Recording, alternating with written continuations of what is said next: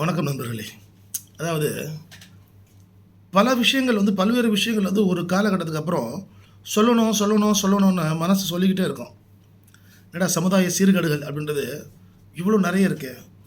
அதே போல் நம்ம இத்தனை வருஷமாக அந்த தொழிலில் இருக்கோம், இத்தனை வருஷம் சம்பாதிக்கிறோம். செய்யும்போது இந்த சமூக சீர்கேடுகள் எல்லாம் இந்த சமுதாயத்துக்கு ஏதாவது திருப்பி கொடுக்கணும், ஏதாவது செய்யணும் அப்படின்னு மனசில் தோணும். அப்படி தோணும்போது நம்ம எதெல்லாம் செய்யணும் அப்படின்னா, என்னடா நம்ம இருந்த காலகட்டத்தோட ரொம்ப மிக ஒஸ்ட்டாக வருஷத்துக்கு வருஷம் இயர் பை இயர் டெவலப் ஆகும்னு பார்த்தா, இயர் பை இயர் இது சொசைட்டி கெட்டுக்கிட்டே போகுது. இதுக்கெல்லாம் என்ன காரணம்னும்போது சில சமயத்தில் இப்போ நாங்கள் வழக்கறிஞர் அப்படின்னும்போது, நான் வழக்கறிஞராக சில விஷயங்களை பேச முடியும், சில விஷயங்களை பேச முடியாது. சட்டம் அனுமதிப்பதில்லை. அதே சமயத்தில் பொதுமக்களில் ஒருவனாக நிறைய கருத்துக்களை பேசுவதற்கு எனக்கு சட்டம் சுதந்திரம் கொடுத்துருக்குது. என்ன வேணாலும் பேசலாம். என்ன வேணாலும் பேசலாம்னா அவை அடக்கம் இருக்கணும்ல, அதை விட தான் பேசணும். அதுக்கு கச்சமச்சன் பேச முடியாதுல்ல.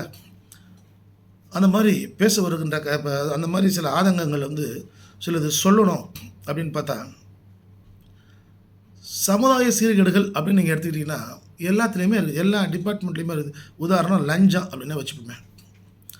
லஞ்சம் அப்படின்றது ஒரு 25 வருஷத்துக்கு இல்லை ஒரு 50 வருஷத்துக்கு முன்னாடி வச்சிங்களேன் பெரிய குற்றமாக இருந்தது. லஞ்சம் வாங்குவது, லஞ்சம் கொடுப்பது மிகப்பெரிய குற்றமாக இருந்தது. ஐயோ அவன் நல்லா இருக்க மாட்டான், லஞ்சம் வாங்கினவன் நல்லா இருக்க மாட்டான். லஞ்சம் வாங்கி பணம் சேர்த்தா அவன் குடும்பம் நடுத்தருக்கு வந்துடும். இல்லை ஒருத்தர் லஞ்சம் வாங்கி சொத்து சேர்க்குறான்னா அந்த சேர்க்கப்பட்ட சொத்தை வேறு எவனும் வேறு யாரும் அந்த சொத்தை யாரும் அனுபவிக்க முடியாது, அவன் குடும்பத்தில் யாரும் அனுபவிக்க முடியாது.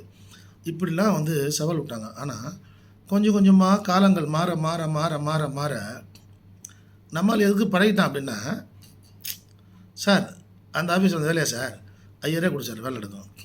இந்த சேல்ரீடா சார், அந்த சேல்ரீடு எவ்வளோ சார் ஒருத்து 1 கோடியா சார், அந்த சேல்ரி வீடு எவ்வளோ சார் வாங்குறீங்க, 1 கோடியாக வாங்குறீங்க, அந்த மாதிரி 25,000 30,000 கேட்கும்.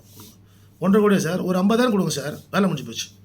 அந்த பத்திரத்தில் என்ன டிஃபெக்ட் இருந்தாலும் அதை முடிச்சு அப்படின்னு புரோக்கர் சொல்ல வேணாம், நம்மளால மைண்ட் செட்டுக்கு வந்துட்டான். சரியா? அதே மாதிரி இப்போ போலீஸ்காரன் பிடிக்கிறான்னு வச்சுங்க, ஒவ்வொன்றா வருவோம். நான் 3 பிட்டு 4 பிட்டு அதை பேசுகிறேன், ஒவ்வொன்றா வருவோம். போலீஸ்காரன் பிடிச்சான்னு வச்சுக்கேன், நம்ம வாய்க்கு சம 500 எடுத்து கொடுக்குறான். எப்படி அவனுக்கு போலீஸ்காரன் மேலே பயமோ மரியாதையோ, என்னடா இதெல்லாம் செய்கிறோமே, இல்லை நம்ம எப்படி நடந்துக்கணும், நம்ம ஒழுங்காக லைசன்ஸ் எடுத்துகிட்டு போனோம், இல்லை லஞ்சம் கொடுக்காம என்ன சார் நான் எதுவும் பண்ணலை சொல்லி பேசிட்டு போவோம். அதெல்லாம் கிடையாது. சைலண்ட்டாக 5 ரூபா கொடுக்குறான், சைலண்ட்டாக வாங்கிக்கிறாரு, பாக்கெட்டில் வைக்கிறாரு, இப்போ வண்டி எடுத்துன்னு போயிருக்கிறான்.